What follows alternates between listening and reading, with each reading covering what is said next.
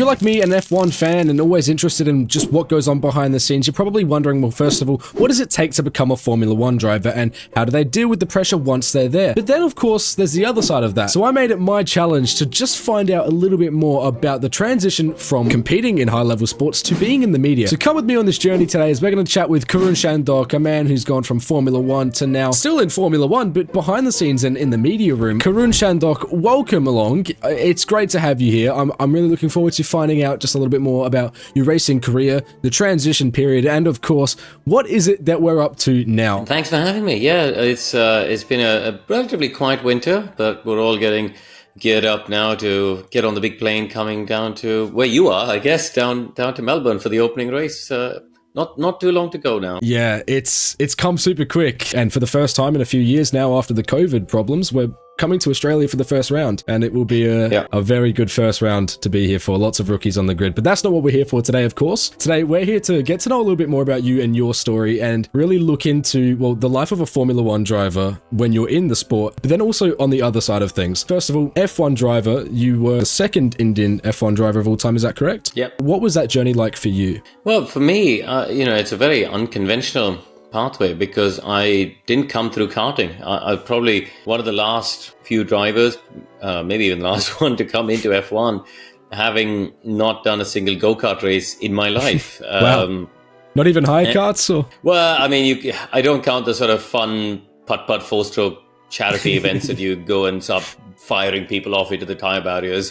But yeah, in terms of proper karting, I think, if you consider even what you've got down in Australia or New Zealand, or what obviously is in Europe, which is the epicenter, we didn't have any karting in India. No. We had no go-kart tracks. We had nothing. So I started in a little single-seater championship out in India called Formula Maruti, and then raced in Asia for a year in Formula Asia and came to do Formula 3 in the UK. So the journey was very unconventional to every other driver really of my generation. And that has its challenges. If I think of people, in my sort of age window, the people I was racing against, the likes of, people like Lewis were in F3 and GP2, and, I raced with Will Power and Will Davison and from Australia, of course. And then, all of these guys they've been karting since they were 6-8 years old, right? They're building that muscle memory and they're building that feeling in their nervous system, which I think really pays dividends as you go up. So, but anyway, I mean, it's not an excuse. It just is what it is. So I started there, then came to Europe and raced Formula 3, GP2, and then got lucky to make that final step into F1 because that is always the hardest one to make. Indeed it is. And the pressure of that transition, I mean, we've got 5 rookie drivers, 5.5 if you call it. Obviously, we've got Liam, who's had a little experience, and same with Behrman as well. But that pressure change, obviously, the car is one thing, but everything else that comes with it would probably weigh more than the car change itself, right? Yeah, exactly that. I think the part that feels the most familiar is when you're in the car. Okay, it's obviously a step up from anything you've driven before, but that's the bit that you're trained to do and you're most familiar doing. But I think the challenge is all the other stuff that happens, the media stuff, the sponsor stuff, there's politics that goes on. There's a lot that happens behind you in terms of the noise, which you have to get used to. Indeed. Yeah, the media is a ruthless place in Formula One. You're only as good as your last race. Yeah, but I was a bit lucky. I think, a decade ago, 15 years ago, the social media wasn't as vicious and vitriolic as it is now. Nowadays... A better place, some would say. Yeah, the keyboard warriors are just completely out of control. And, there's an opinion about everything nowadays, and everyone's got a platform, and most of them are not well informed, and they just sit there spouting off. So it's a funny place now. Yeah, so obviously you've just said there in the media world it's changed dramatically, but how about the sport itself and the pressure on the drivers? I mean, you kind of touched on it a little bit, but how has the sport changed since you were competing? Listen, I think F1 has exploded, hasn't it, in the post-Netflix Drive to Survive era. There's no doubt about it in terms of just how much interest there is on a global level. It's amazing, really. But ultimately, the competition is still a competition, and that's the same as any era of the sport. It's ultimately it's about the best drivers in the world competing with the best cars in the world for the ultimate prize. But I think what's happened is that the level of the teams has gone up significantly. I think they're all having to be more efficient in the way that they operate with the cost cap. Yeah. But also, it's a big challenge in terms of the number of races. I think it is pretty grueling now. 24 races is an exhausting season. Yeah. Plus, of course, For we've got testing on everyone. top. Yeah, not just the drivers. Yeah, we'll get to that in a minute, I mean, for honestly, sure. the drivers is the least of it. Yeah. Because they get to do the fun bit. They get to do the bit that they love doing, which is driving race cars. Yeah. It's exhausting for the mechanics and exhausting for the people who work in the race teams. I think they're the ones who really struggle the most, because they're not flying in on a private jet on Thursday morning. They are, Tuesday, they're doing it's a Tuesday. Exactly. So, yeah, I think that part has changed. There's a few things that are different now. Talking about the differences, do you miss it? Oh, listen, 100%. You miss the driving part. That's the best bit. You getting the chance to experience these amazing cars and get to drive and just that is the most incredible feeling that you can't replicate. There's nothing in the world that can replicate the sheer joy and pleasure and buzz you get from driving a Formula One car or a top Le Mans car. Make me very jealous over here, Karun. Yeah. But that's life, right? You can't sit here and go shoulda, woulda, coulda.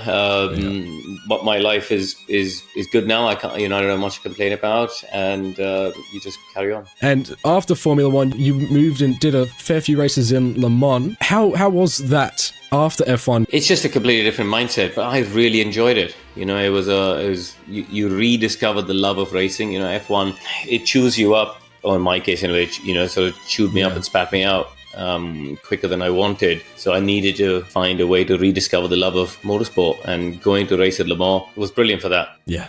Great racing. You build a good camaraderie with your teammates. You build relationships and friendships that you don't necessarily do in the selfish single-seater world. And the racing's great. It's Le Mans is such a iconic event and such a challenging event to do, but also doing the World Championship and European Le Mans and things like that is sports car racing is really, really a very enjoyable form of motorsport. Yeah, absolutely. And a little birdie tells me that you have a little story at Le Mans. One of your racing highs or lows, something about a barbecue, perhaps? It was quite funny. The first race I did in 2012, the first time I did Le Mans, I was on the night stint, sort of graveyard shift between 2 and 5 in the morning or something. Drew the short straw, did we? Yeah. And then I was going down the back straight towards a quick corner called Indianapolis, and all of a sudden there's a smoke just all across the track, and I thought an engine had blown up and dumped a load of oil. So I slowed down thinking, there's going to be an issue. Then you get there and you suddenly go, I can smell something. You could smell burgers and sausage and things like that. And obviously, whatever campsite was there just lit up this enormous barbecue, and the smoke was wafting across the track. So cheeky pit stop to stop off. Yeah, it cost a couple of seconds in our race time. I'm sure the radio would have been very confused, but understandably, I'm sure they would have understood it. I didn't bother explaining it to them. You didn't? How long did you keep that to yourself? Just take it on the chin? I don't think. I think we're so consumed with trying to get to the end of that race. Plenty of stories to tell now, as your racing career is done, but moving into a newer, exciting chapter of your life is moving into media. First of all, how did that sort of come to be? Well, I started commentating as a way to earn a living, basically, and to keep my profile up. And I was racing in Formula 3, and because I was still out there trying to raise sponsorship. So I started commentating when I was 20 years old. I did the Chinese Grand Prix in 2004. That was the first race I did with a broadcaster called Star Sports, which was across Asia. Yep. And then I've worked with a variety of different broadcasters, with Radio 5 Live at the BBC, with beIN Sports in the Middle East, with Channel 4 in the UK, and obviously now with Sky since 2019. So yeah, I've been very lucky to have been able to build this sort of parallel career, which has, there's a point where the driving opportunities were sort of drying up and the media opportunities were going that way. And then you get to a tipping point where you think, yes, I could still go out there and try and chase the drives and things like that. But actually, is this the point where I have to think about my sort of long-term career? And I still do some testing for Williams. I still get the opportunity to do a bit of historic racing, which is all good fun. Yeah. But yeah, the TV world is a lot of fun. Indeed it is. And so we see a lot of sports people all over the world in different sports going from that transition from being within the sport, participating into media. What sort of advantage do you think that gives as an individual who's been in the sport? I think you just get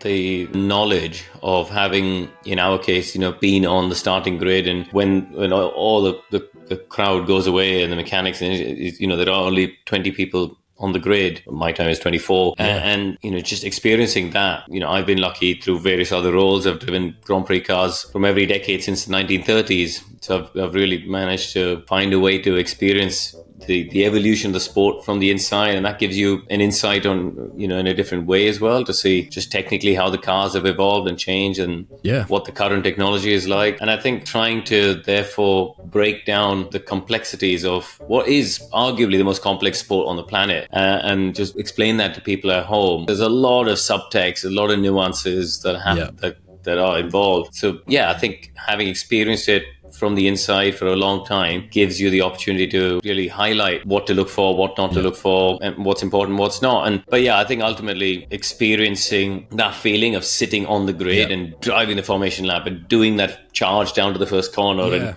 having experienced all of that, it's a bit like Ricky Ponting or Alan Border. They've stood at the wicket and they've seen the ball coming flying at them, and therefore they know what's what. And I think it's the same in any sport. Yeah. And so not only obviously just from the driving's perspective, but then also what it is to be in front of the media as a driver and having these questions ridiculed at you through the good and the bad times as well, and being able to be empathetic with those drivers. And also there'd be a level of mutual respect between, a young driver coming through and recognizing that, okay, Karun knows the position that I'm in and he's not coming at me from a provocative angle. And I feel like it would bring a very positive culture through your work as well. Yeah, look, I think the drivers all understand that we all have a job to do. Sometimes we have to ask them tough questions, but equally when they do a good job, we praise them for it. Yeah. And I think ultimately there's a degree of sort of professional respect in that paddock, which gets established over time. You're not going to get that as soon as you walk in. I think having spent the best part of 20 years now, well, no, actually that's a lie, more than 20 years in the Formula One paddock. Recently. Happy birthday. Ah, yes. Yeah. Having spent over 20 years in racing paddocks and with teams and engineers and drivers and mechanics, I'm fortunate to have built those relationships up. Yeah. And so you can lean on that sort of professional respect as and when you need it. Yeah. And so speaking of sort of the relationship between the media and the drivers and passing judgment and comments, there's something I do want to bring up, being slightly more on the outside and still, I've got my feet in, I'm kind of involved, but also I still see it from a fan's perspective. The whole thing towards the latter end of the 2024 season was the media going riot with claims of bias. Now, personally, that very much frustrates me because, first of all, there are going to be times where someone can express a liking for a particular driver, but not allow that to influence their work. Doesn't mean that they're going to risk their whole career to deliberately sway their judgment in one direction. So that's number one that's frustrated me. But then also context and uneducated fans, everyone would pluck things, pick and choose. And also then there's the judgment on the drivers as well. Like with Lando, there was a time where he couldn't say anything right. He was either too cocky or didn't have a championship mindset. So it's safe to say that the fans and social media extremely critical. Now, as a broadcaster, commentator yourself, have you felt that sort of pressure, and has it influenced the way that you've maybe approached things, whether or not you've actually put that into action and changed your behavior, but has it played on your mind where you felt maybe you're not allowed to comment in favor of someone due to the backlash? No, I think that the reality is you've got to be true to yourself. The fallout of Abu Dhabi 2021 was a fantastic example of that. There's a whole load of Lewis fans who criticized us for essentially not doing more to call out the situation. Yeah. And I maintained the view immediately after that, but now what are we, nearly 4 years later? Or 3.5 years later, and I still maintain the same view that call out the facts. The race director made a mistake. This is what's happened. I don't think there's a premeditated plan. I believe he made a mistake. Absolutely, Lewis was unfortunate not to win that championship. He had done everything right in that race, but the way the things played out. And the reality is, I think there's a whole lot of people calling for us to start petitions and do all these sort of things.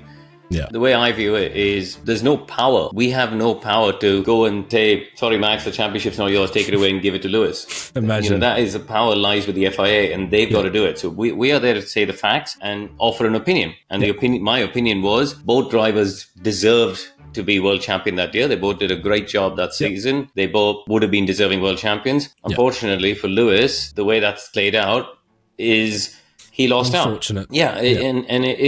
And it wasn't fair, and but that's nothing that we can do to change that or reverse it. And that's and similarly, you think of last year. There's a way of people saying we were anti-Max and there's British bias and all this sort of stuff. And I again have a very simple view that I never say anything that I wouldn't say to the person's face. So, for example, in Brazil last year, when Max got knocked out, didn't he? He got knocked out in qualifying. Got knocked out in because qualifying of the red flag at the wrong time and all that fabricated stuff. Yeah. And Christian Horner, made a comment about us being pro-Lando and biased. Yeah. And I went straight to speak to Christian and after the session, and we had a chat. And I said, "Look, these are the facts." And he came to the SkyPad. I showed him. I said, "Look, this is what it is. Yeah. These are the facts. This is why you didn't make the last lap. This is absolutely it." So we are saying, or I am saying, things that are factual. Don't stoke this fire. Exactly. But I think there's a healthy respect, right? Christian then goes, okay, fine, I understand what you're saying, and we can have that conversation, and that comes from a relationship that we built up over many, many years. And similarly, the times that Mercedes aren't happy or Ferrari are happy, but I think you've got to have that ability as a professional to go and have a conversation and say, look. Correct. And there were a couple of things, last year, I think with Pierre Gasly, I think there was a couple of things I said that he and Alpine weren't happy about, but we went and had a conversation and we sorted it out. And I think that's super important. So it's not about being biased. It's about being honest and being able to stand by what you've said. Yeah. And equally, as I said, don't say something on air if you're not prepared to say it to somebody's face. Exactly. And I think that's pretty important. Yeah, and the thing is that people will try and create these stories that don't exist. Like you said with Christian, if you say something and, he'll have a disagreement with it, you have this conversation and it's not like the handbags are out, all right? But the fans will then try and take it, spin it, do a little edit with some angry music over the top, and all of a sudden there's outrage. But they'll do that with everything in the sport, so you can only do what you can. You can't fix it. And I'll quickly touch on this as well. In the realm of fans taking things out of context, with the swearing ban, as they're calling it, which isn't a swearing ban at all. I mean, I've spoken about this a fair bit. They're not really new rules, they're reiterated rules. The only thing, there's the talking point about the radio. Should the broadcast have access to these radios when they could be problematic in this sort of situation? Not to touch on the rules too much, but do you think it's something that is viable, removing the radios? Look, I this is a whole topic, but I think we won't get into it too much. Yeah, but I think it's really simple for me. The driver team radio stuff that's broadcast adds so much to the broadcast. I think it's so important in terms of taking the viewer and the fan into the cockpit and into the mindset of what the drivers are feeling and the team is feeling. That's the only thing I'd say is, losing the team radio from the broadcast would be a massive loss to the sport in terms of how we can offer an insight. That is unique in our sport. I think we don't have the footballers mic'd up. You'd love it if you did. You don't have the cricket players mic'd up. I would love to hear what they're thinking standing in the middle of the wicket, or what the footballers are thinking, when they're talking to each other. Exactly. But we can have that in our sport. So do what we can to keep it, in other words. Yeah, 100%. I think it's a very valuable asset, especially in broadcast. Yeah. I think it's just as a fan, it gives you such an insight into the mindset of the athletes and their team. Yeah, so whatever happens with the regulations, they'll figure it out. They're on their way. So we said earlier, you've got very busy schedules. How many races? 24 again this year? I will do 15 this year. Okay, so that's all right. So you're going to have a little bit of time away from the F1 races now, but you will be filling it with other stuff, yeah. Yeah, I do other stuff. So I do some Formula E. I do the events at Goodwood, the Festival of Speed and the Revival. I've got my book that's come out this year, so there's a bit of a tour and stuff going on around that. So yeah, there's enough keeping me busy. So when does Karun take a break? That's my real question. I in the August break, I shut down properly for 3 weeks. Nice. I make sure that we have a good chunk of time with the kids, and it's hardly any work. And again, over December break, try and have a proper shutdown then, go 3 or 4 weeks out in India and see all my family and friends out there. And nowadays, obviously, my kids have started school, so you try and be around for the holiday weeks and just try and be present and do stuff for them. Absolutely. And just quickly to touch on that, so speaking of having the kids coming through, I see you've got someone in karting now. How's that being a racing parent? Yeah, I don't know if it's someone in karting. He's had a few goes and he quite enjoys it. I don't know. Listen, at the end of the day, he's got to choose what he wants to do. If he wants to go racing, I'll take him to do some races. If he enjoys it, we'll carry on. If he doesn't, we'll stop and he can go do something else. So I'm not going to be there, pushing him and dragging him to the kart track if he wants to go and spend the weekend playing football or riding his bikes with his buddies, then he can do that instead. So basically, I employ a simple policy of he needs to ask me and I don't ask him. Yeah, exactly. So the F1 children's book that you've published, first of all, congratulations. That's very exciting stuff. I've got a copy here. Here we go. Let's have a look. Show the camera. There you go. Drive to Victory. So do you want to explain that one? It's a book made up of different sections. So I've got sections on how the cars are made. So for example, if you're a kid who doesn't know how a gearbox works or what a chassis is, like that, it kind of tells you bits and pieces. It tells you how a pit stop works. It tells you how racetracks are made, but also tells you about drivers from the past. Fangio, there's a bit of trump cards, things like that. So got things about drivers from the past, drivers from the present, teams, the top sort of big 6 brands that have been in F1. You've got stories about how racetracks are built, for example, or I've kind of picked 6 or 7 of the big stories from the history of the sport, things like the Spygate scandal, things like the Braun story or Niki Lauda's recovery, things like that. The Senna versus Prost rivalry. So some of my sort of favorite stories, just to try and educate the kids a little bit about the history of the sport as well, because I think it's super important. The next wave of fans in the sport are the kids who are today between 10, 15 years old, and there aren't any books out there for them. If you're a kid who's watched a bit of F1 with one of your parents and you think, I'd like to learn a bit more, there aren't any books out there. And I thought, I'm gonna try and plug that hole. Very much a passion project. In the UK, we've done it as an affordable paperback. So, in the UK, it sells at $9.99. Perfect. It'll be, I think, about 18 Australian dollars when it's out there. But so the book will be out in Australia before the Grand Prix. In fact, we're recording this on the 12th of February, and the book comes out tomorrow in Australia. So there you go. Out and buy it. So what we're hearing here is have a look in the link in the description and go check out the book for yourself, because you or a family member, I know I'm going to be reading it, that's for sure, because I'm definitely still going to learn plenty. Well, I'm very excited to see it. and also I've done an audiobook as well. So, again, being a parent myself, I recognize that you don't always have time to, sit down and read it with the kids, or they haven't got time because they've got school and classes and swimming and gymnastics and all the stuff that I take my boys to. Busy. So I thought an audiobook is a good way for the kids to listen and learn in the car as well on the way to places. And I've read it myself. It must be good then. It didn't bore you. So No, so that's exciting. So you've done the audiobook then as well. So you got in the studio for that. You're going to be using your voice as well, but this time on stage very soon. CROFTY and I will be on tour after. Well, he's doing quite a big tour of Australia, but I'll join him for an evening at the Regal Theatre in Perth on the Monday after the Australian Grand Prix. So straight after the race in Melbourne on Monday morning, we'll jump on a plane to Perth and we'll be at the Regal Theatre that night. And we're doing a lunch the following day as well. Nice. Have a look online. It's all on Fan of Sport is the website where you've got all the details. The link will also be in the description for that. But look, I absolutely encourage you to go see that. Obviously, well, we know how CROFTY is. He's very loud and all that good stuff. First, how is it working with CROFTY? Dare I add? He can be a difficult man. No, listen, he's very cheeky. Yeah, we've known each other now for so long. I worked with him at 5 Live 15 years ago.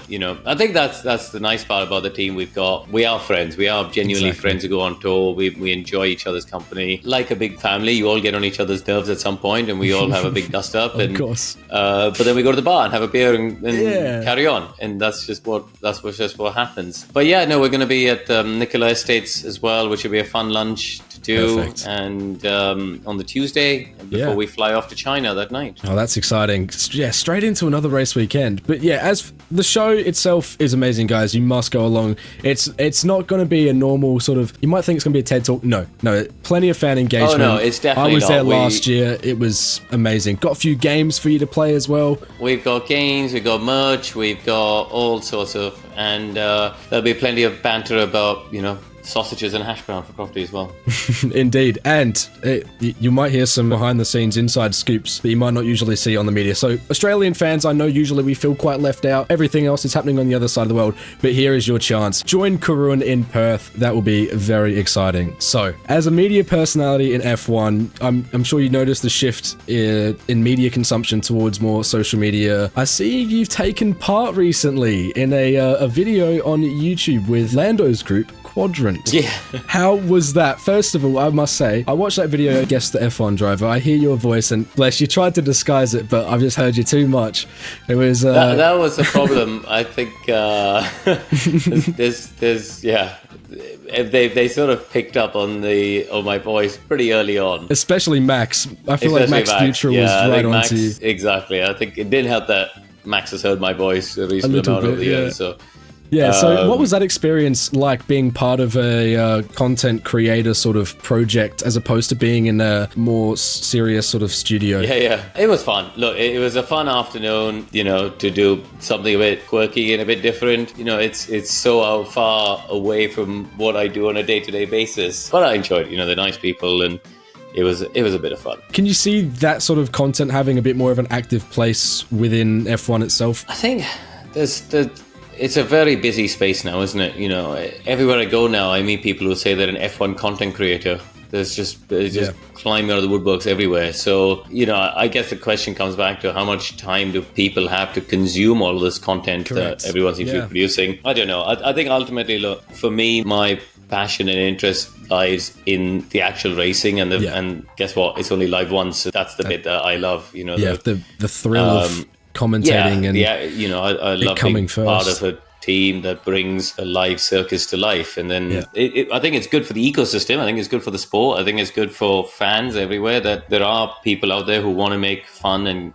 different content to try and draw people into the sport. But ultimately, I say my it's not for my you. Interest. Yeah, it's not for me. My interest and passion lies very much in the live stuff. Yeah, amazing. So you said the thrill of commentating live is sort of your thing, and I must say I absolutely agree with you on that. When I first met CROFTY in 2023, he was like, well, what do you want to do going forward? And I was like, this, and he goes, so you want my job? At which I just I do. That's the dream, absolutely. But yeah, so as you said, it's good to have these creators coming through and doing their bit to elevate the sport in a different audience. But the thing with that is, obviously Formula One, it does have a lot of complicated broadcasting rights, contracts, all that come with a great deal of respect. But that does bring some limitations, of course, with filming rights, even for the teams. Do you see that as something of an obstacle that maybe is slightly outdated in that social media is taking over a little bit? No, I actually think it's a very good balance we have now. I think, the social media access and with the access the teams give and what rights content creators get, they get an opportunity to, shall I say, to put a little snapshot. A window. Yeah, and they're a teaser. They're able to offer a teaser to the world of F1 for fans out there. But ultimately,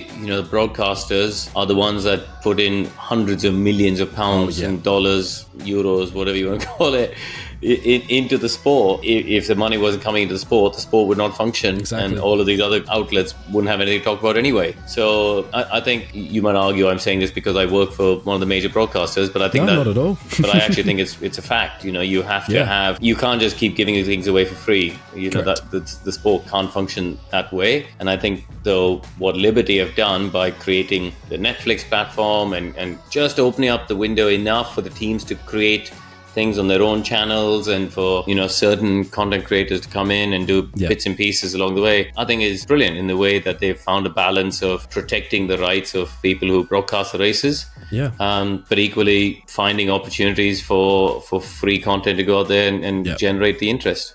Yeah, and that's the thing is, Formula One, we all know it's the pinnacle of motorsport. It already has enough eyes on it. So, look, Karun, thank you so much. It's been really great, obviously, following the journey and in hearing it from where we started in racing and coming through to now being on the other side in the world of media. Now, even from my position, as I've sort of said, I'm slightly sort of starting to get into the space, and I'm already getting asked questions about how do I get involved from a lot of those content creators and people at university or whatever that are looking for their futures. If a young kid came up to you today and asked, Karun, how would I get started in this space? What would be your words of advice for them? I think it's about being knowledgeable. Ultimately, I think you can only blag it for a small amount of time, but you get found out. I spent so many hours, hundreds and thousands of hours, poring over these books that you see behind me, just building up my understanding and knowledge of the sport. And I watched and read and asked questions and just, I think ultimately today there's a whole lot of people who pick up one or two sentences and then try and make a 30-minute podcast out of that and try and read body language. And there's a lot of hypothesis going on. But ultimately, I think at the core of being a successful broadcaster is you have to be knowledgeable about the subject. And that for me is the one piece of advice I'd say is don't buy into all the fluff. Ultimately, go educate yourself and learn about the things that really matter about the sport. Exactly. And to follow that up as well, and to give my little bit of advice to those of you, don't hold back, be brave, put yourself out there, and you've got to take chances because you're going to get plenty of rejections. I'm sure you yourself have experienced, you go for something thinking this could be my one, and then you don't get it. But try over and over. It might take 100, but that one will change everything. So you've seen it from Karun himself. He's made it into F1 and doesn't stop there. You keep pushing. So thank you so much, Karun, for taking the time to chat to me today. It's been absolutely amazing. No, pleasure. It's been fun, and look forward to seeing you guys in Australia soon. Yeah, absolutely. And on that, make sure you head to the link in the description, guys. Make sure you don't miss it. Australian F1 fans, now is your chance. Go see Karun and CROFTY live in Perth. And, of course, cop that book, because it's going to be some good reading as we're heading into the new season. I look forward to chatting to you soon and seeing you here in Australia. Cheers, Karun. Cheers. See you later. So join Karun down under at the CROFTY and Karun show on March 17th, 2025 in Perth. Australian F1 fans, I know how you feel. Everything else is always happening on the other side of the world, but here's your chance. Come down, get involved, and I can tell you personally, it's a great fun show. So I'm looking forward to seeing all of you guys there with me. It's going to be a lot of fun.